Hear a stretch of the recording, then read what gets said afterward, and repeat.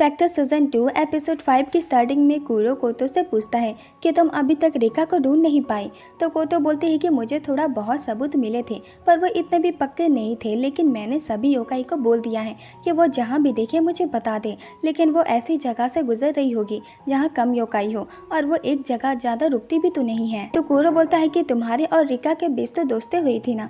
तो कोतो बोलती है कि हाँ, जब वो मेरी मैंशन में थी तब हमने बातें की थी। फिर हम पास्ट का सीन देखते हैं जहाँ रिका कोतो को बोलती है कि तुम्हें किससे डर लगता है। तो कोतो बोलती है कि एक गर्म चाय का कप से। ये सुनकर रिका बोलती है कि इसलिए मुझे तुमसे नफरत है क्योंकि मैंने तुमसे एक सही क्वेश्चन पूछा और तुमने उसे ऐसे ही हवा में उड़ा दिया जैसे तुम मंजू कावाई पढ़ रही हो। और हाँ, ऐसी बातों को आखिर के लिए बचाना चाहिए, तुम स्टोरी को बिगाड़ रही हो। तो कोतो बोलती है कि एक क्लासिक रकुगो स्टोरी कैसे बिगड़ सकती है, मेरा मतलब कि मुझे नहीं पता कि मैं इस क्वेश्चन का आंसर कैसे दूं। तो रिका बोलती है कि तुम लड़की हो, तुम्हें मकड़ी से तो डर लगता होगा। तो कोतो बोलती है कि उस दिन मैंने एक बड़ी मकड़ी की प्रॉब्लम सॉल्व की थी। तो रिका बोलती है कि तो फिर तुम्हें सांप से डर लगता होगा। तो कोतो बोलती है कि मुझे उसकी आदत है। तो रिका बोलती है कि अगर कूरो तुमसे नफरत करने लगे तो, लेकिन शायद वो तुम्हें पहले से ही नफरत करता है। तो कोतो बोलती है कि वो मुझसे नफरत नहीं करते हैं और रिश्ते में तो उतार चढ़ाव तो रहते ही हैं, इसलिए उसे डरने की कोई ज़रूरत नहीं है। जिससे रिका को जेलस फील होता है, इसलिए वो बोलती है तो शायद तुम्हें इस बात का डर नहीं है कि कूरो तुम्हें लात मारकर भगा देगा, लेकिन शायद उसने पहले से ही ऐसा कर दिया है। तो कोतो बोलती है कि अगर कभी ऐसा होता भी है तो मैं इसे कैसे करके भी ठीक कर लूंगी। तो रिका बोलती है कि तुम जानती हो ना कि इसे तुम्हें स्टॉकर समझा जाएगा।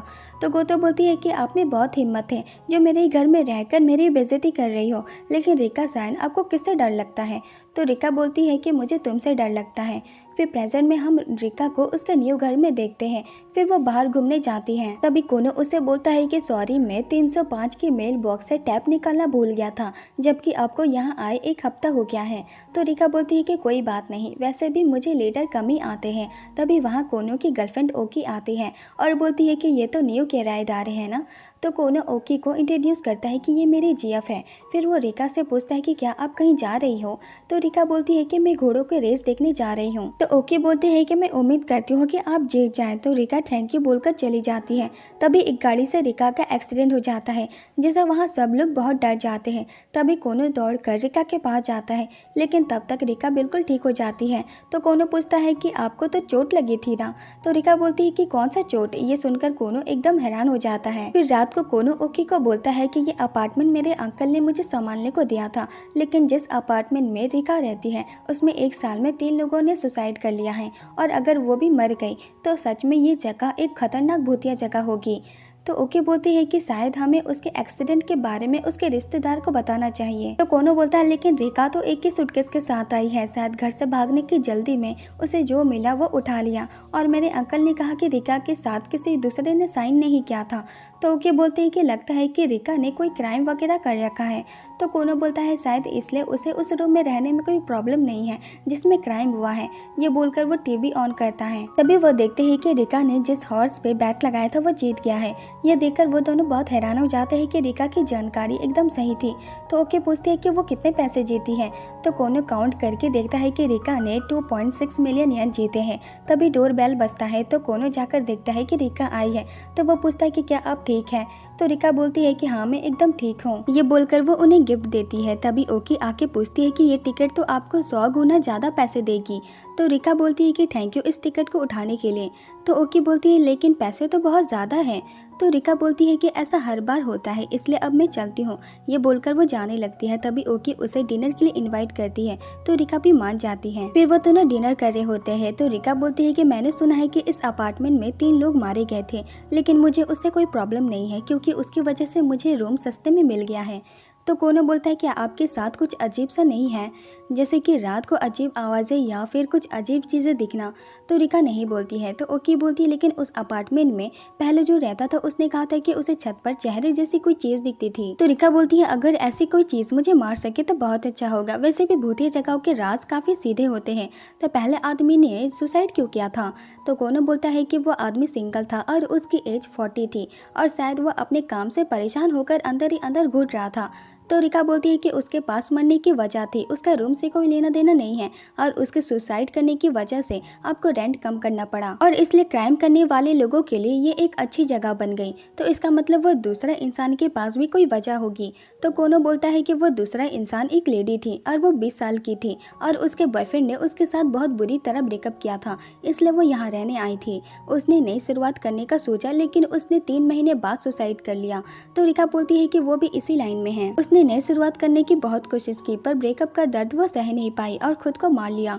तो कोनो बोलता है लेकिन तीसरा वाला एकदम ठीक था, उसका काम अच्छा चल रहा था और उसकी जीएफ के साथ भी उसके रिश्ते अच्छे थे, लेकिन उसने भी 3 महीने बाद सुसाइड कर लिया और उसने कुछ नोटिस भी नहीं छोड़ा था। इसलिए पुलिस ने इस केस की जांच की, तब पता चला कि ये आदमी उस लेडी का एक्स बॉयफ्रेंड था जिसने इससे पहले सुसाइड किया था। और ऐसा थोड़ी हो सकता है कि वो ऐसी जगह रहने आ जाए जहां उसकी एक्स गर्लफ्रेंड मर गई हो। इसलिए पुलिस ने अपनी जांच जारी रखी लेकिन कुछ सबूत नहीं मिला, इसलिए इसे भी सुसाइड का नाम दिया गया। लेकिन अगर आपको थोड़ी सी भी प्रॉब्लम हो तो हमें बताइएगा। तो रिका बोलती है कि आप मेरी टेंशन मत लीजिए।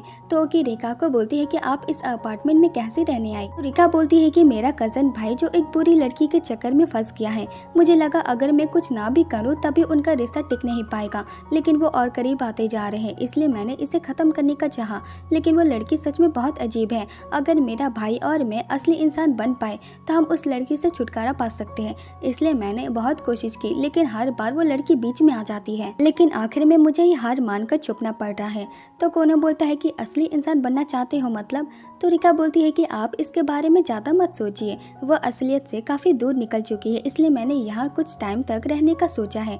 लेकिन अगर उसने मुझे ढूंढ लिया तो परेशानी होगी, इसलिए मैं कुछ टाइम के बाद यहाँ से चली जाऊँगी। लेकिन मेरा भाई अगर इसी रास्ते पर चलता रहा तो वो उस लड़की से बहुत बुरी तरह धोखा खाकर अंदर ही अंदर टूट जाएगा, इसलिए जितना जल्दी हो सके मैं इसे निपटाना चाहती हूँ। तो ओकी बोलती है कि आपका ये भाई आपके लिए बहुत इंपॉर्टेंट होगा ना। तो रिका बोलती है कि वो सिर्फ और सिर्फ मेरा है। फिर नेक्स्ट सीन में हम देखते हैं कि आधी रात को रिका फिर से कोनो के घर जाती है और बोलती है कि मेरा भाई और उस लड़की को पता चल गया है कि मैं कहाँ हूँ, इसलिए मैं कुछ टाइम के लिए गायब हो रही हूँ। ये बोलकर वो अपना रेंट देखकर बोलती है कि मेरा भाई और वो लड़की भी जल्दी यहाँ आ जाएंगे और वो लड़की आपको इन सब सुसाइड होने के पीछे की वजह बहुत अच्छे से समझाएगी और उसके बाद आपको इसका रेंट बढ़ाने में कोई प्रॉब्लम नहीं होगी। ये बोलकर वो चली जाती है। फिर नेक्स्ट डे हम देखते हैं कि कोरो और कोटो उस अपार्टमेंट में पहुंच जाते हैं और देखते हैं कि रिका सान वहां से भाग गई है।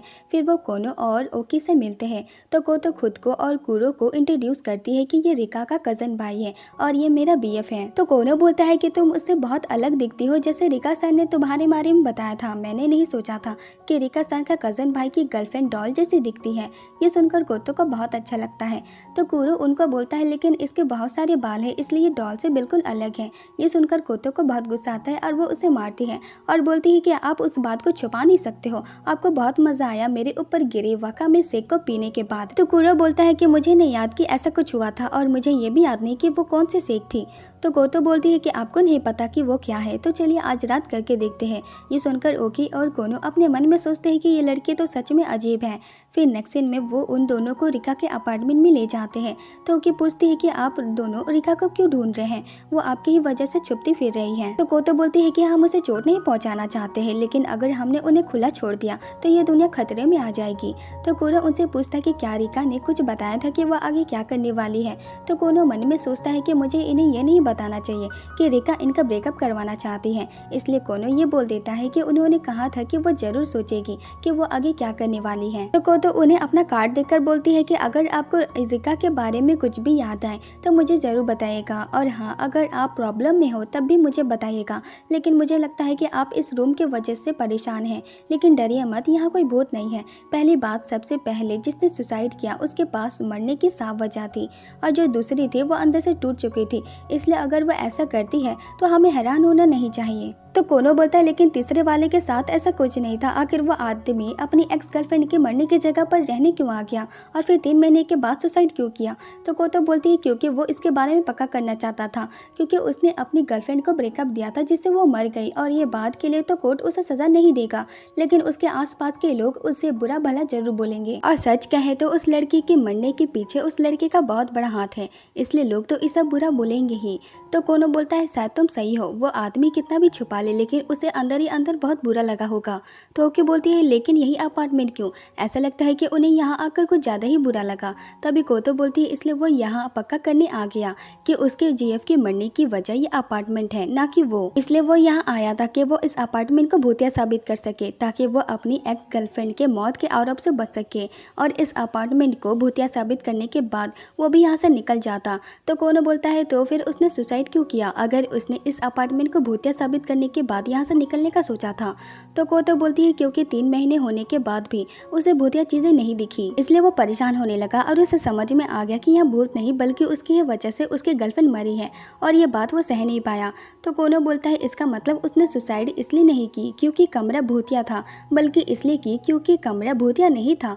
तो वो तो बोलती है और उसने सुसाइड नोट इसलिए नहीं छोड़ा ताकि उसके मरने के बाद इस अपार्टमेंट को भूतिया माना जाए और उस पर से सारा इल्जाम हट जाए। ये उसकी आखिरी कोशिश थी खुद को बचाने की। फिर नेक्स्ट सीन में वो दोनों वापस जा रहे होते हैं तो कुरो कोतो से पूछता है कि तुमने अपार्टमेंट को लेकर जो बात कहा वो सच था?